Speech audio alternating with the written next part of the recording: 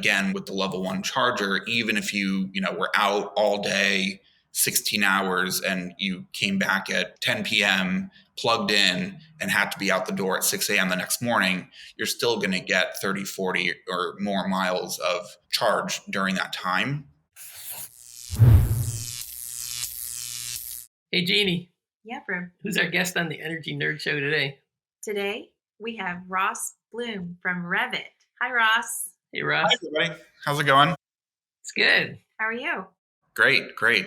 Thank you. Thanks for having me on. You have an exciting product in the works. Yeah, very early stage. Just founded this company earlier this year, and I'm building the first public-facing level 1 EV charger on the market. So it's essentially taking the type of electricity that you would use to, plug into a wall outlet and converting that into something that can be put out into the world in sort of hard-to-reach areas like parking lots of apartment buildings and even street parking to help more people get access to EV charging. Yeah, so can you tell us about that? Like, it does seem kind of impossible to, find a charger on the street. So how are you trying to solve this problem? So a big part of the reason that, it's really hard to find a charger is because they're really expensive to put in. And a big part of the reason for that is that the type of electricity that the current chargers on the market, whether those are level 2 or level 3 chargers, which sort of just correspond to the speed of charging that you can get from them, both of those categories of charging require either 220, 240, or upwards of 480 volt electricity. And that's just not the type of electricity that most certainly older properties have at their disposal.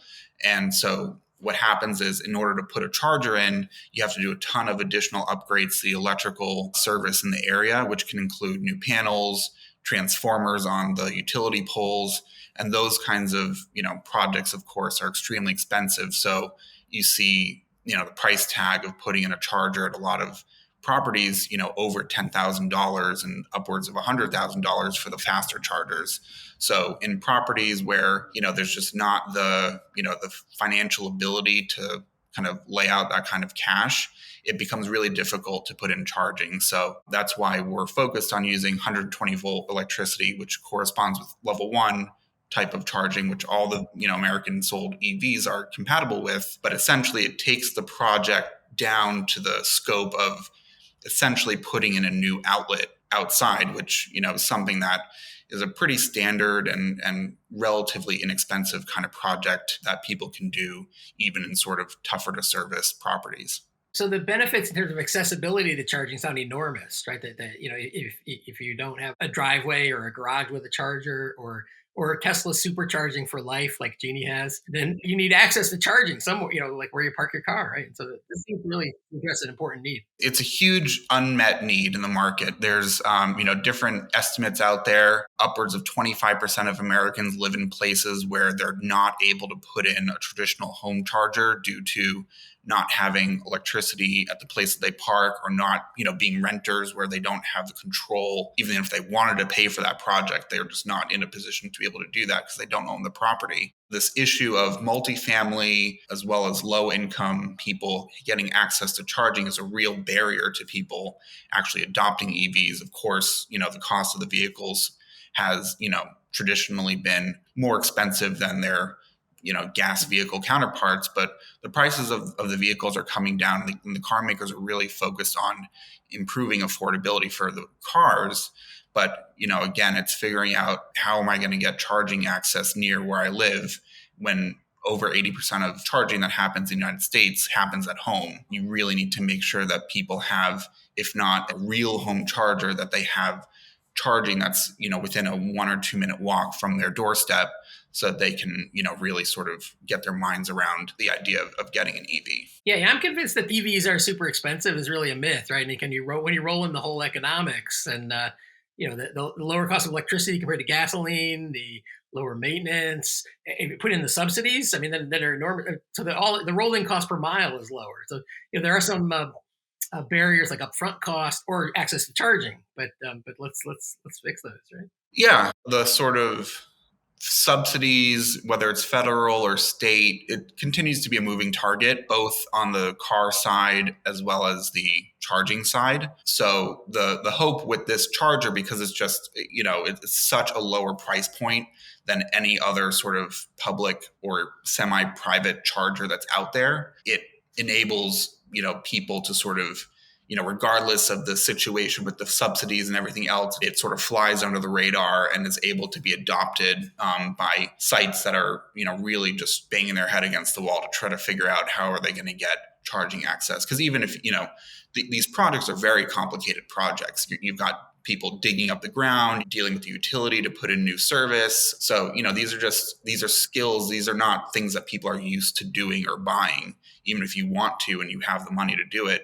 I think there's a big sort of customer education piece of this, and that's going to have to be resolved for all the entire category. There's also a kind of shared public infrastructure part of it, like things like putting in a bench on a sidewalk can be tricky, right? Because there's the democracy and all that thing. It can take time, or there's a lot of issues. And I think the idea of getting chargers out where the cars are is super worthwhile. But it's not just someone can just decide, oh, that's going to go there, right? Or how do you see that working? There's a lot of, I'm not going to say competing, but there's, a lot of goals that, cities are trying to achieve. On one hand, of course, I think a lot of cities are thinking about how to create EV charging access. But on the other hand, a lot of them are asking the question of, why do we even need everybody to have a private vehicle in the first place?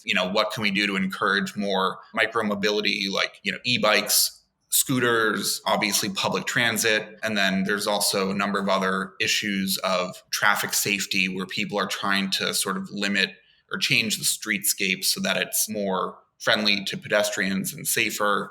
I think people are just trying to figure out how to sort of get in front of all of that and create a real plan to change their cities into something that's a lot more livable and enjoyable. And of course, reduce carbon along the way. Yeah, for sure. Who is your target audience and who do you envision would own these chargers? So the owners are likely going to be the property owners of either multifamily apartment buildings, condo associations, HOAs, and then on the sort of workplace side, there's a really big market where, workplaces right now trying to encourage people to come into the office, looking for new amenities, and obviously the owners of commercial real estate right now struggling to fill vacancies in those buildings. So having EV charging that's really well aligned to the workday use case, where with a level 1 charger, you're going to get, about 30 to 40 miles of charge on an 8-hour workday. That really aligns well with sort of supporting people and giving them sort of a free commute kind of perk of coming into the office. So, I think it's really the owners of this real estate that are going to have to step up and make these decisions and put this in, even if they're not obviously the end user of the charger. What are you thinking in terms of the costs and the economics on the cost of a charger and how would the electricity be metered and paid for, or is that kind of part of the service, or how do you picture that, the business arrangements? The costs of this are really site dependent. You could have a site that already has an unused outdoor outlet that's rated and able to accept a charger onto it, in which case your installation cost is in the low hundreds of dollars. If you need to add conduit or you need to upgrade a breaker or something that can add costs onto it. I'm talking to a condo property right now. It's like a 15 unit property with just a huge parking lot out in the back, and they don't have any sort of common electrical panel. So for them, they're going to have to sort of individually connect the chargers to each unit's private electrical panel. So, each site, it just becomes very difficult to sort of say generically what the cost of this would be. Are there any grid benefits to having these multiple chargers out there? Yeah. If you think about for utility, from like a portfolio standpoint, if you've got X number of level 3 chargers, X level of number 2 chargers, although utilities are really worried about how all this added EV charging, as well as, heat pumps and other new technologies are going to change the sort of the time of day curve of how much electricity is being used and how that affects their ability to sort of service that with renewable sources. Because, for instance, if everybody's charging at night, You can't really use solar power for that unless you have a lot of batteries and storage and stuff. Because there isn't really a lot of there's level 1 charging happening in private homes, and utilities have, in a lot of cases, supported that with equipment rebates for people. The notion that a lot of this public charging, particularly in denser cities and places like that, could be getting done by level 1 charging is naturally a sort of has a leveling effect on the time of day curve. And there's certainly benefits at scale to this being something that, for instance, utilities could incentivize people that don't drive a lot to use a level 1 charger versus a level 2, because not only are you taking off that sort of spike of, 7 kilowatts at a minimum down to 1.4-ish kilowatts with the level 1 charger. The level 1 use case is, think about for people that work at home, you can actually leave that car charging all through the day. So it extends out the span of time in which the electricity is being used. And so, that in combination with other things is just another lever that utilities can pull to sort of smooth this whole transition. Keep the peak down, right, for the distribution Exactly. system. Yeah. Yeah. We're familiar. Our first electric car and our second, I think, were smart cars. So those little EVs, and so we would actually just charge it at first through an extension cord thrown through the living room window and plugged in the living room wall outlet back in the day. So that it charges slow, but it worked fine, and it was, well, other than the window was open in the winter by half. But yeah, and you're using more electricity on your heater or whatever. And I think the other thing about it is that, there's been a bit of a reticence in the industry to like embrace level 1 charging. But, with all the new fast charging that's going in with the IRA that's being invested, as well as from the car makers themselves, more people are going to have a fast charger within a mile or two of their house, or easily accessible on the highway if they're ever going on a road trip, than obviously ever before. So the sort of calculus of what happens when I go to grandma's house and I have to take a road trip, it changes when you have a lot more access sort of in the 1 to 5 mile radius of your house to fast charging. And so I think that then gives people more confidence that they can sort of get by with level 1, because they know that they have this sort of available fast charging infrastructure near them whenever they need it. Yeah, or conversely, if you're like us and you do fast charging, but then you also don't recharge and you run your battery down to the last 1% on your road trip, it's Right. nice to know that there's at least a level 1 charger that's within about 100 yards, because you might really need it. Yeah.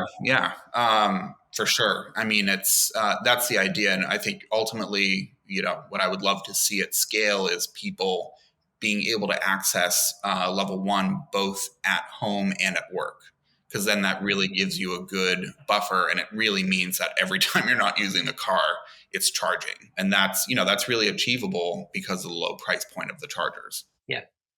Yeah, and some enormous number of vehicle trips are just a few miles, right? You're going to the grocery store, or that's short commutes, and then the Yeah. idea of using something reasonably sized and reasonably priced for that use case makes a ton of sense.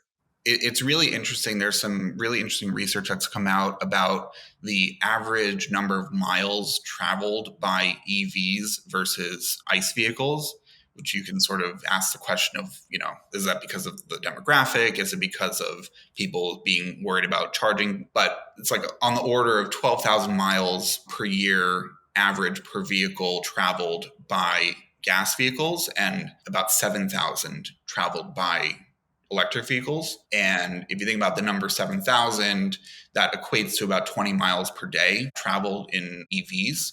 And again, with the level 1 charger, even if you were out all day, 16 hours, and you came back at 10 p.m., plugged in, and had to be out the door at 6 a.m. the next morning, you're still going to get 30, 40 or more miles of charge during that time.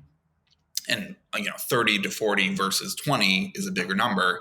So you start to think about what's really the minimum necessary charging capacity that people really need. And what we see is a lot of the level 2 chargers, which are the faster ones that'll get you, a full charge overnight. You plug it in and you're fully charged by 11 p.m. and then you're just hogging that charger all night. It's sort of a question of like, how do you align the real parking behaviors of people to their charging behaviors? And in a lot of ways, the level 1 achieves that pretty well. Yeah, it's exciting to see, like when you plug in your supercharger and you see your car, your Tesla charging at 500 miles an hour or something like that. It's like, whoa! But it's for most purposes, it's kind of pointless and wasteful. Yeah.